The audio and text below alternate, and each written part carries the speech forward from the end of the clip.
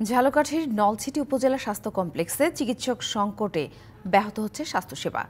দীর্ঘদিন বন্ধ রয়েছে অপারেশন কার্যক্রম, ব্যবহার না হওয়ায় নষ্ট হচ্ছে আধুনিক যন্ত্রপাতি, আর এতে ভোগান্তিতে পড়েছেন রোগীরা।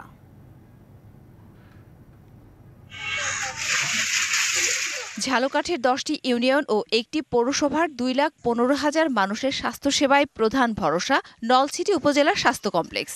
কিন্তু চিকিৎসক সংকটে এই হাসপাতালে মিলছে না কাঙ্ক্ষিত সেবা।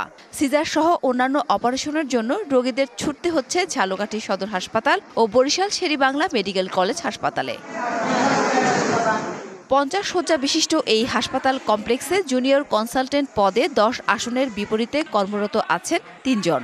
সংকট রয়েছে মেডিকেল অফিসার পদেও। জেলার সদরে যেতে হয় নৌপথে।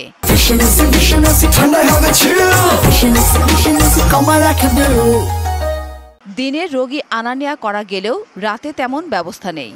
আউটডোরে যেটা এমবিবিএস ডাক্তার থাকার কথা সেটা নেই বলতেই চলে, শুধু খালি জরুরি বিভাগে একজন আছে। ডাক্তার না থাকার কারণে আমরা আসলে সেই সঠিক সেবাটা পাচ্ছি না। লোকজন এসে বসে থাকে কিন্তু ওই রকমের চিকিৎসা পাইতে আসে না। দ্রুত সমস্যা সমাধানের আশ্বাস দিলেন নলছিটি উপজেলার স্বাস্থ্য কর্মকর্তা।